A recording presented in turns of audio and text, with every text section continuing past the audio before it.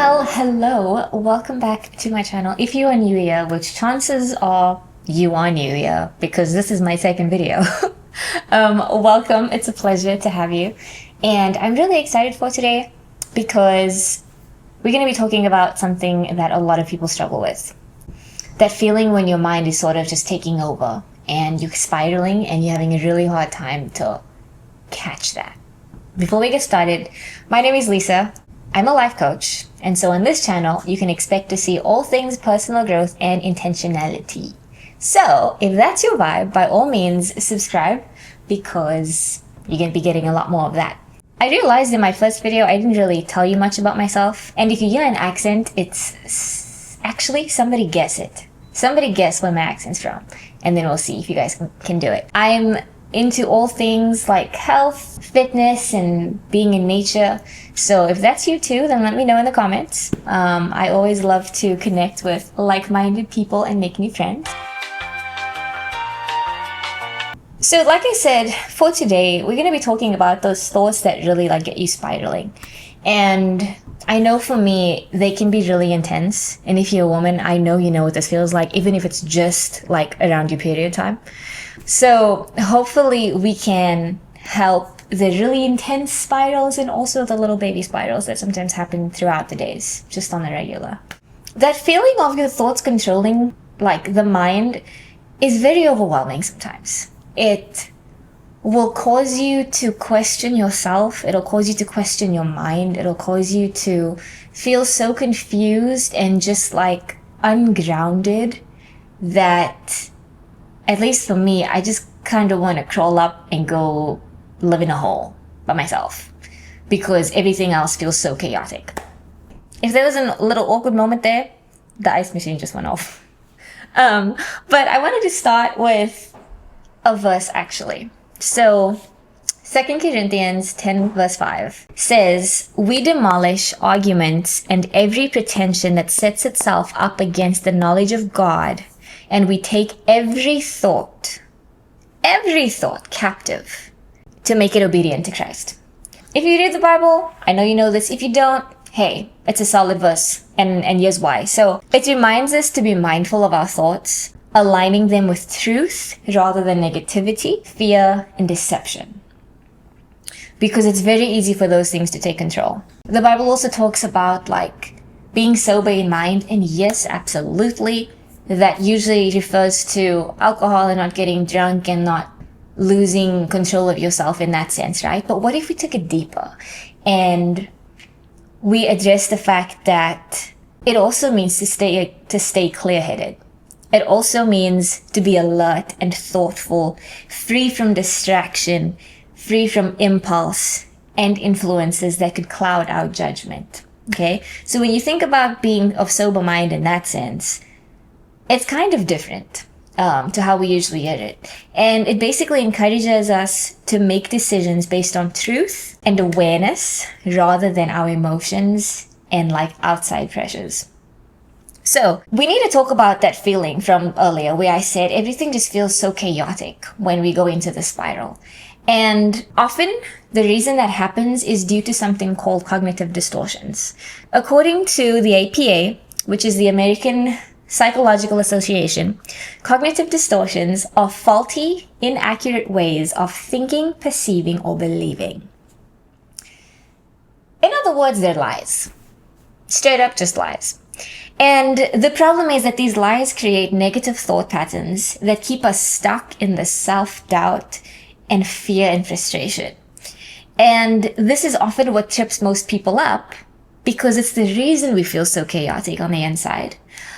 But the goal with today is by understanding what to look out for, we can identify it before it takes us there. Ultimately, we want to create a mindset that works for us, not against us. So before we can really jump into that part, we need to talk a little bit about the ego. And it's basically that little voice inside of our heads that always wants to be right. It will do anything to prove that it is right. And so there are 3 parts of the ego that we want to talk about today. And the first part is our sense of identity. This is the healthy ego. This is the ego that helps us develop self-awareness, confidence, and a stable sense of who we are, and also a stable sense of who God says we are. The second part is self-protection. This one is the defensive ego. My voice is going, can you hear that? So, this one basically shields us from emotional pain and threats through defense mechanisms like denial or rationalization. It's basically anytime we feel like we're threatened and we like fight back, okay? Either we put up a wall or we do something. And this is often where we operate from when we are unhealed in our trauma and unhealed within ourselves. Then, number 3, we have the reality testing. So this is the adaptive ego. This guy is responsible for balancing the first two extremes. So it basically helps us to differentiate between reality and illusion. And it allows us to make rational decisions, not decisions led by emotion. Now that we know about these three, so the healthy ego, defensive ego, and the adaptive ego, again, that's the sense of identity, self-protection, and reality testing. Now that we know that, we basically need to understand that the reality testing ego is the one that we want to pour into so that it can offer that balance to the two extremes within our minds. So here's the issue. Like when we talk about thoughts, we have thousands. And if you're a woman, it's actually more. In general, the adult has about 6,000 thoughts, okay? I promise you, half of those are not even true. This is the issue when we talk about cognitive distortions and like that chaotic emotional spiral. We have thoughts that pop into our minds. Our feelings want to say that it's true, and so we start to believe it and we start to hold on to it. But usually it's all based on this emotion and like a lack of logic and reason because we're feeling some type of way on the inside. Again, like the definition according to the APA for cognitive distortions is that they are faulty or inaccurate ways of thinking, perceiving, or believing. If you think about the egos we just talked about, it sounds a lot like the defensive one, the one that we don't really want to point to. I just wanted to go through like some of the common ones because you'll see like when we start to go through them, you'll see, oh, maybe I actually do that one. And if you do notice that, I'd love to know which ones you recognize in yourself. So number 1, emotional reasoning. This is basically believing something is true based on your feelings, not reality. So just because something feels like it's true doesn't mean it's actually true. Number 2, catastrophizing. Assuming the worst possible outcome. Like just because one bad thing happens does not mean that everything, you heard my accent come out, is going to be bad. Number 3, overgeneralizing. This one is really about making like really big umbrella conclusions based on a single event. For example, like when you're going through a bad day, all you can remember is the bad stuff, right? But you don't remember that yesterday was a really good day. You are forgetting that tomorrow could be an even better day. We just kind of focused on what is happening today and the fact that it's clouding everything, okay? Number 4 is black and white thinking. And this is seeing things in extremes with no middle ground. So it's like either something is completely good or it's completely bad. But it's not always that things are like all or nothing. Negative filtering. This is when we choose to only focus on the bad while ignoring the good. And unfortunately, as humans, we tend to notice the negative things a lot more than we do the positive. Then we have blaming as number 6. This is holding ourselves or others entirely responsible for problems that are going on. I definitely do this one. I blame myself for things. For example, if my husband gets mad and all of a sudden I'm like, did I do something? I didn't do anything. It wasn't me. He's just mad about something else. But I'm like tempted to have that question running into my head, and I almost start to believe that I did something when I really didn't. Then we have mind reading. This is all about assuming you know what others are thinking without evidence. Now, I did want to share something very, very cool that I found. And by the way, going through these cognitive distortions was inspired by a devotional. So I will actually link that below. And so in there, the devotional references an author who wrote the book Emotionally Healthy Spiritually. And he makes a really good point about mind reading. when you think about the 9th commandment in the Bible, it's the one that says, you shall not give false testimony against your brother. This commandment is commonly understood as, like, don't lie. Obviously, don't lie, okay? It's not good. Don't do that. But it could go deeper.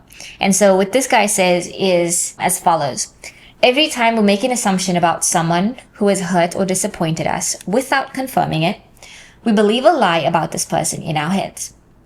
Because we have not checked it with him or her, it is very possible that we are believing something untrue. It is also likely that we will pass that false assumption around to others. When we leave reality for a mental creation of our own doing, those hidden assumptions, we create a counterfeit world.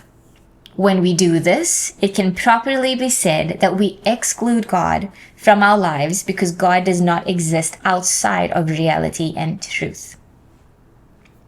Loki, I never thought about it like that before, but that's some crazy stuff, actually.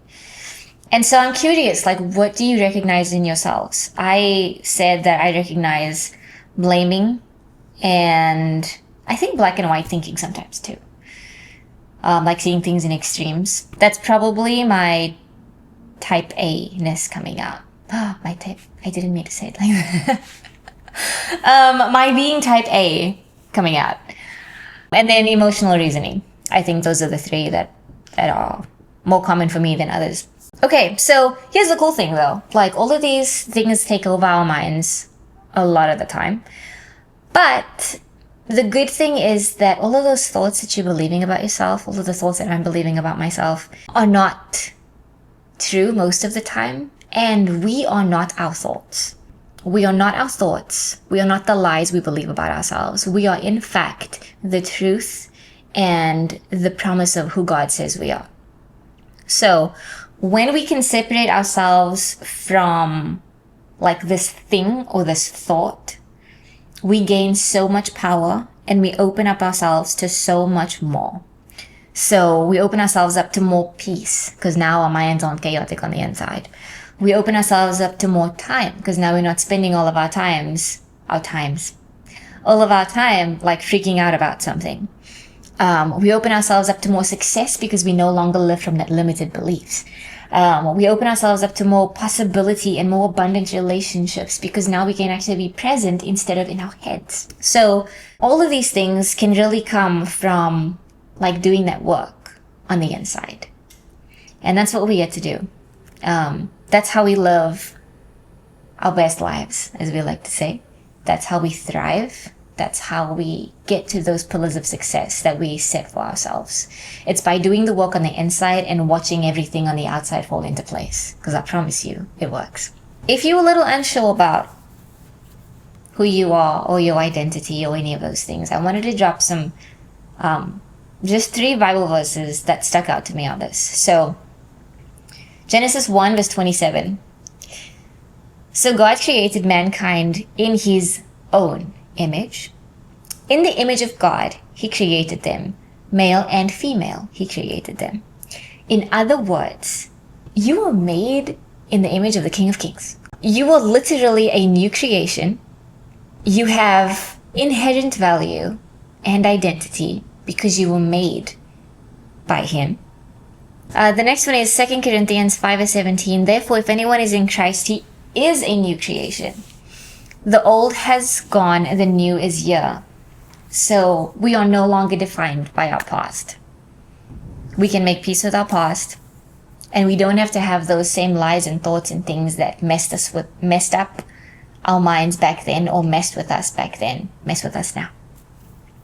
Then we have 1 Peter 2 verse 9. It says, but you are a chosen people, a royal priesthood, a holy nation, God's special possession, that you may declare the praises of him who called you out of darkness into his wonderful light. You are a royal priesthood. Royalty doesn't go unnoticed. It doesn't go unvalued. It doesn't go unwanted. You are valued.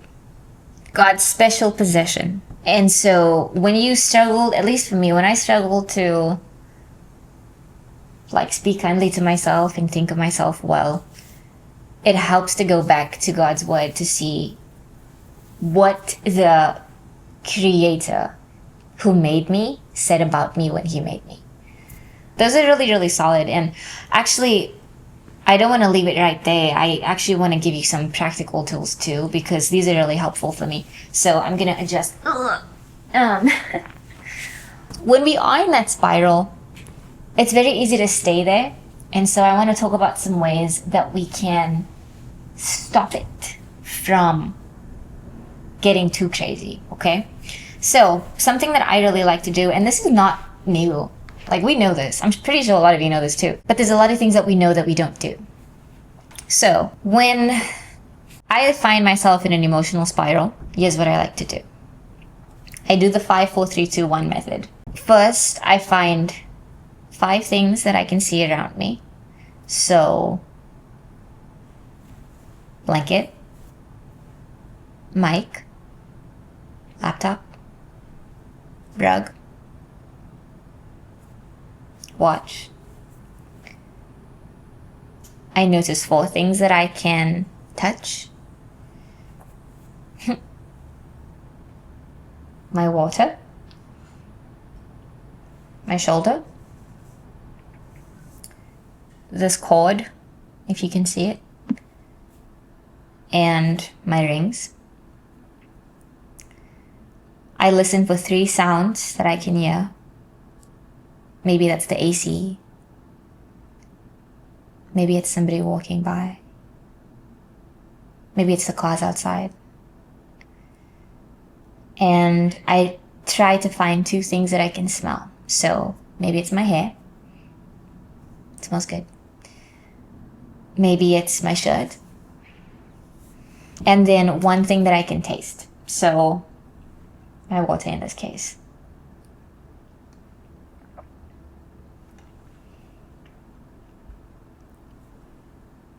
The reason this works is because it acts as a grounding technique. It acts as a way to calm that stress and anxiety that's running through your head and through your body. And it reshifts your focus. So now you're no longer thinking about the same thought over and over and over and over. No. You've interrupted the cycle. You've interrupted the spiral. And so by doing that, you give yourself a chance to come back to earth, okay? And to not stay in the clouds. And to control your mind rather than have it control you. Because it helps pull you out of those racing thoughts, you are actually reinforcing your adaptive ego's ability to stay grounded in reality. And that was the important one that balances everything. So when you come back to your mind and back to your body, okay, and you're no longer everywhere else, you are reinforcing all of the good and healthy traits of the adaptive ego. If you want to take it a step further, you can either do that one and stop there, but if you want a second one in addition to that, once you've come back to earth, there's an author, her name is Byron Katie, and she wrote a book called Loving What Is, where she talks about 4 questions that you can ask yourself when you are believing lies and going into this crazy spiral. So number 1, you ask, is it true? Like, is this thought true? For example, if I make a mistake on my project, my entire career is over. Like if I mess up this project, my entire career is over. Is that true? You might feel like it is because you're really stressed and worried. And so that's where the question number 2 comes in, where it says, can you absolutely know that it's true? Do you know for a fact that your entire career is over if you mess up this project? Probably not, because you don't know what's going to happen tomorrow or a month from now or 10 years from now. And then how do you react when you believe that your career is entirely over?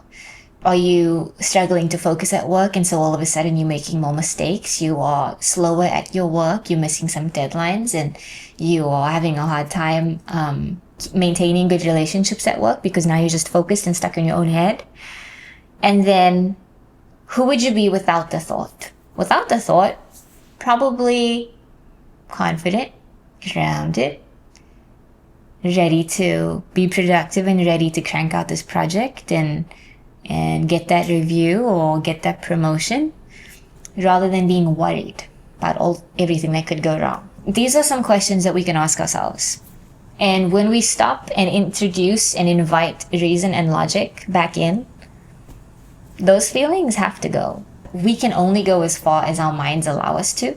And if we are stuck in limited beliefs and we're stuck in lies about ourselves and about our abilities and our future and our character, I'm sorry, but we're really not going to go very far, because the mind is a very powerful thing. Like, these things don't just affect us. They affect our relationships. They affect our career, our confidence, our families, how we show up in the world. And so it's worth pouring some effort into relearning and rebuilding. If any of this resonated with you, please comment, share it.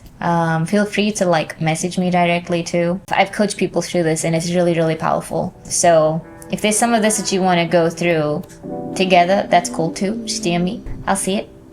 But other than that, like and subscribe, and I'll see you next time.